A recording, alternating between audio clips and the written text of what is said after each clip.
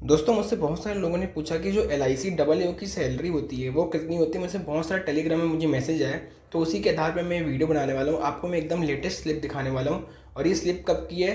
नवंबर 2024 की है। ठीक है, अभी अप्रैल चल रहा है, मतलब 4-5 महीने पहले की है। तो अब ये समझ सकती हो कि एकदम लेटेस्ट स्लिप है और आपको एकदम एक्यूरेट और सही जानकारी मिलने वाली है। ठीक है, तो चलिए बात करते हैं। और क्या इसमें ये भी क्वेश्चन आता है, क्या एल आई सी की जो डबल ए की जॉब है वो one of the highest paying government job है, मतलब इसमें सारी गवर्नमेंट जॉब के सबसे ज़्यादा सैलरी मिलती है? आज हम उसके बारे में ही बात करेंगे। ठीक है, तो इस वीडियो को पूरा एंड तक देखिए। तो देखो, ये एक बच्चे की सैलरी स्लिप है। जैसा कि मैंने बताया था कि 11 नवंबर 2024 की सैलरी स्लिप, मतलब 4-5 महीने ही पुरानी स्लिप है, तो एकदम लेटेस्ट मान सकते हो। और देखो यहाँ पर लिखा हुआ है डबल ए ऑफिसर।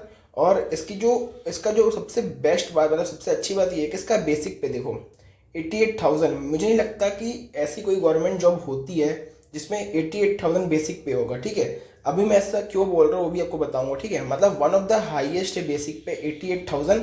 और शायद ही किसी गवर्नमेंट जॉब में इतना बेसिक पे होता होगा। ठीक है, इसमें सब कुछ ऐड करने के बाद जो इसकी सैलरी बनती है वो 1,20,000 बनती है ग्रॉस। ठीक है, पर इसमें कुछ डिडक्शन भी होता है, जैसे इनकम टैक्स लगता है और भी सारी चीज़ें का डिडक्शन होने के बाद लगभग 13,000 के आसपास डिडक्शन हो जाता है। इस पर आपकी जो नेट सैलरी, मतलब जो आपके अकाउंट में आने वाली है, वो 1,07,000 होने वाली है। ठीक है, तो डिडक्शन के बाद भी ये one of the highest paying government job है। ठीक है, अब जैसे हम बात करें बैंक पीओ की, तो बैंक पीओ में भी शुरुआत में जब आप ज्वाइन करते हो तो इतनी सैलरी आपको नहीं मिलती। ठीक है, लेकिन L I C double A में इतनी सैलरी आपको मिलती है।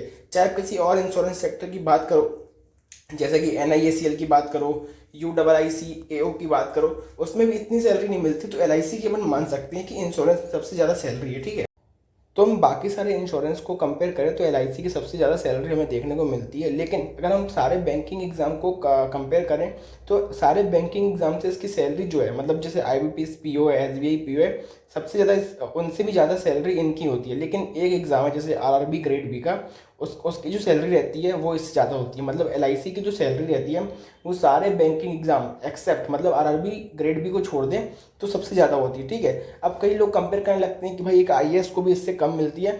देखो, एक आई ए एस से कंपेयर करना यू पी एस सी की एग्ज़ाम की जो मतलब पोस्ट होती है उससे इसको कंपेयर करना एक लॉजिकल बात नहीं होगी। क्योंकि एक आई ए एस में मैं मानता हूँ जो आई ए एस की सैलरी होती है 60 to 65,000 होती है। ठीक है, लेकिन उनको बाकी सारी फैसिलिटी तो मिलती है, जैसे उनको एक घर मिलता है, गाड़ी मिलती है, और उसमें जो सोशल प्रेस्टीज रहता है वो इससे कई गुना ज़्यादा रहता है। ठीक है, तो अगर आप सब चीज़ को जोड़ दोगे तो एक आई ए एस की जो सैलरी रहती है वो इसको आउट परफॉर्म कर देती है। अब इसको, और दूसरी बात तो एक आई ए एस से इसको कंपेयर करना एकदम इलॉजिकल है। ठीक है, आप इंश्योरेंस वाले एग्जाम की सैलरी को उसी चीज़ से कंपेयर करो जिसमें इसकी सोशल प्रेस्टीज सेम हो, पावर सेम हो।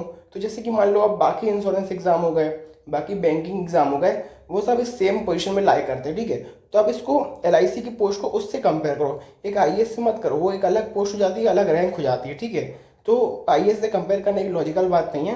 तो जैसे कि मैंने आपको सैलरी बता दी, आपको और कोई भी डाउट हो तो मुझे कमेंट सेक्शन में पूछ सकते हो।